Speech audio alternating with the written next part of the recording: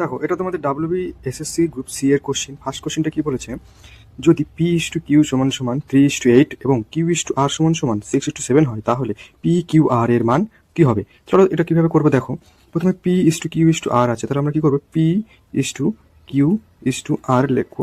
তারপরে এবার দেখো P/Q এর মান দেওয়া আছে 3:8, তাহলে P এবং P/Q এর মান আমরা বসিয়ে দেবো 3:8।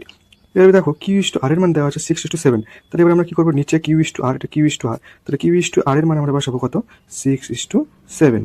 ব্যাস, এবার এটাকে আমরা দাগ দিয়ে দেবো। এবার দেখো এইদিকে একটা ঘর ফাঁকা আছে আর এইদিকে একটা ঘর ফাঁকা আছে, তাহলে কি করতে হবে, এই পাশে 8 আছে, 8টাকে আমরা এই পাশে আরেকবার বসিয়ে দেবো।